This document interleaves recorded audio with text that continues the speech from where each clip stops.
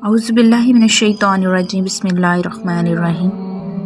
शुरू अल्लाह के नाम से जो बड़ा मेहरबान निहायत रहम वाला है। अस्सलामु अलैकुम। मैं अपने तमाम नाज़रीन और सामीन अपने व्यूअर्स को अपने यूट्यूब चैनल पर खुशामदीद कहूँगी। आज की इस वीडियो में मैं सूरह अल-अनाम की आयत नंबर 137 से 145 तक का तर्जुमा बताऊँगी। और माबूदों ने उनकी औलाद के कत्ल करने को मुस्तहिक बना रखा है ताकि वो उनको बर्बाद करें और ताकि उनके दीन को उन पर मुश्तबा कर दें, और अगर अल्लाह को मंजूर होता तो ये ऐसा काम ना करते। तो आप उनको और जो कुछ ये गलत बातें बना रही हैं यूं ही रहने दीजिए।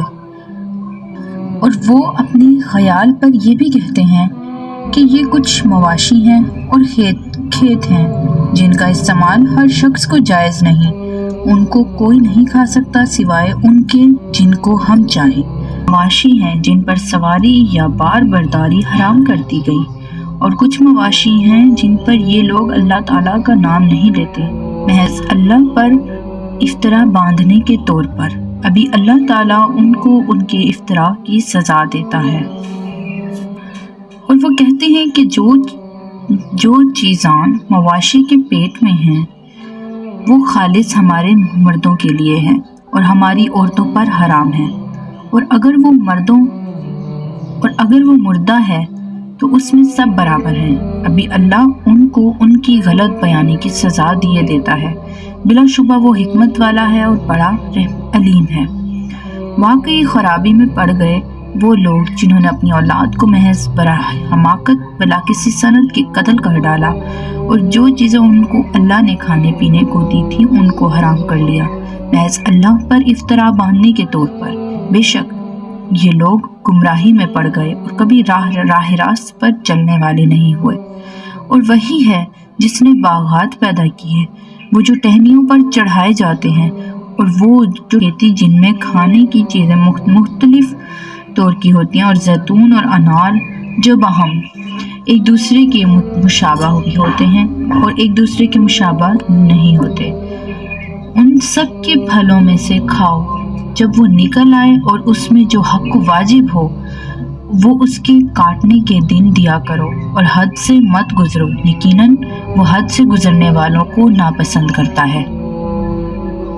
और मवाशी में ऊंचे कद के और छोटे कद के पैदा किए। जो कुछ अल्लाह ने तुमको दिया है खाओ, और शैतान के कदम ब कदम मत चलो, बिला शक वो तुम्हारा सरीह दुश्मन है। 8 नर मादा यानी भेड़ में 2 किस्म और बकरी में 2 किस्म पैदा किए।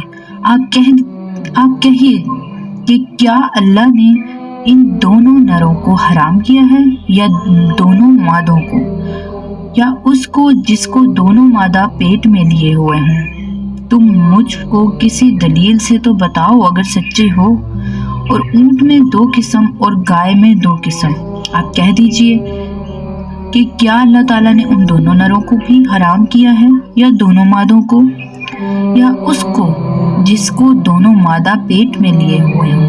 क्या तुम हाजिर थे जिस वक्त अल्लाह ताला ने तुमको उसका हुक्म दिया?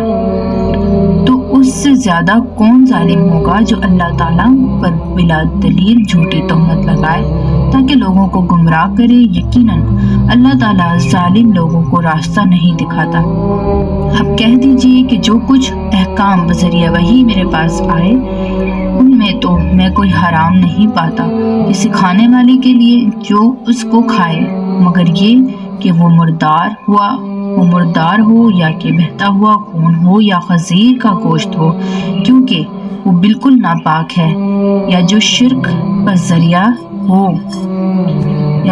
का जरिया हो कि गैर अल्लाह के लिए नामजद कर दिया गया हो। फिर जो शख्स मजबूर हो जाए बशर्त ना तो तालिब लज्जत हो और ना तजावुज़ करने वाला हो। वाकई आपका रब गफूरुर रहीम है।